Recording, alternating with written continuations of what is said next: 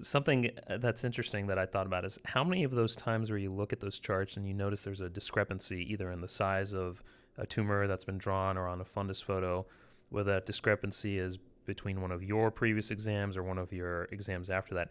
How many of those cases involve when a medical student or resident was documenting things? Well, quite often. I have some classic instances where the drawings that the resident or certainly medical students, I don't expect too much of them, but the residents and then certainly the fellows, it would be grossly misleading. And I would have to go back and either discard them or try to repair them if I could. And so that's been a classic thing that people know me for, about critiquing their drawings. And my impression is that most people don't have a good understanding of what the drawings, the two-dimensional fundus maps that we have, are supposed to represent when we're looking at something in the fundus. We're not just making a nice, pretty drawing.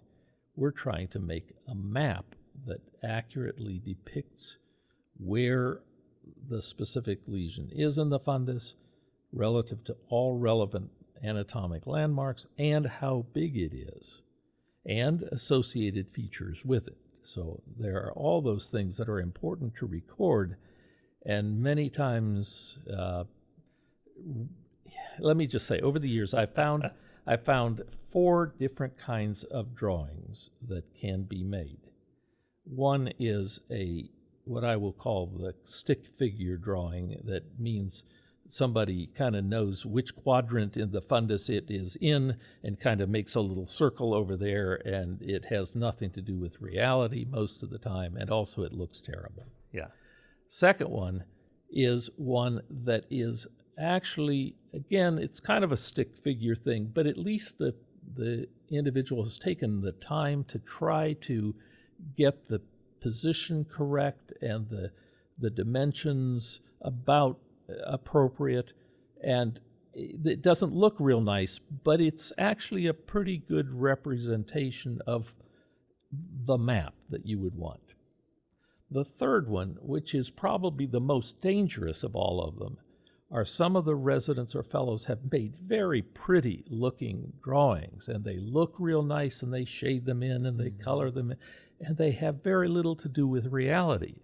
In other words, they don't really depict where the tumor was accurately or how big it was. That's interesting. And yet it looks nice Right. on the picture. And those are very dangerous because you'd be inclined to think, oh, that's going to be wonderful, and it's often not. And the fourth kind are the ones like I do, which they're good maps, they're anatomically correct in terms of the localization, and they look pretty good. So that's nice. I would agree. I think you at least when I rotated through, it was Dr. Williams in the clinic. But when I was a medical student, I spent a month with you and Dr. Correa, and was able to try my hand at doing those fundus drawings on the regular. And I remember some of the other residents, the more senior residents, telling me how their drawings would often be erased, or they would put a X instead of a plus for the fovea, or vice versa. And I think that just speaks to how meticulous you really wanted your records.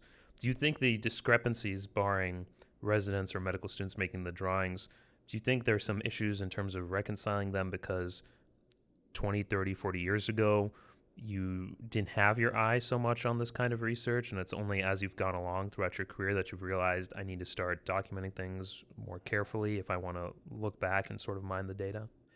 Yes, I did. Let me just say, I started looking back at the data that had been accumulated in the ocular oncology service at Wills Eye Hospital, where I was for many years, shortly after I joined the group in 1980.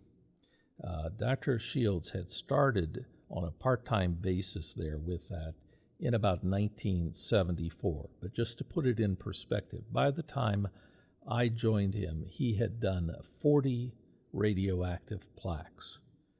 And now, each of us, I've done more than 3,000 of them. I don't know exactly how many, but when you think about where we were, when we started out, we used to have diagrams, for example, that were, I will show this one to you, but what it is, it shows the fundus of each eye just as a circle without any additional circles indicating where the ocular equator or a serrata, base of the pars placata is. It doesn't show, it shows incorrect positions of the optic disc, especially in the left eye, if you'll notice how far over it is to the nasal side. And then they have cross-sectional diagrams on that form as well. And you might notice that according to that form, the right eye is always axially elongate compared to the left. I have no idea why the charts were prepared that way. And our basic follow-up sheet was just a lined piece of paper many times. And so many of the early diagrams that I came across that had been done by Dr. Shields and by the residents and fellows up to that point in time were virtually uninterpretable. And so that really prompted me very early on to start to insist that we make better diagrams than had been done up to that time. Now, we also at that time used primarily the standard Scapin's drawing chart. I don't know if you've ever even dealt with those, but the standard Scapin's charts are, well, you haven't seen me use those actually, because the real ones are 9 inches wide. And these are, and they were made up by Scapin's and the Retina group in Boston to reflect the appropriate size of the drawing if you used a 20 diopter lens. Well, one of the things I learned early on is to see many of the tumors that we were looking at, it was more helpful actually to use a slightly higher power, smaller diameter lens, a 28 diopter lens. And it gave a wider field of view, but if you're recording things the way they look with the 28 diopter lens, you need a smaller diagram. And so you'll notice that the diagram that I developed then was smaller than the ones that Scapin's and his group had developed and which were in common use up until that time. So I insisted that if you're going to draw things, you need to have some sense that what you're going to be diagramming is comparable in size to what you're seeing on in your lens. All right, so that was one of the things. I also worked to get some diagrams prepared that showed the residents and fellows where everything was, where things like this line represents the equator, this line represents the ora serrata, etc.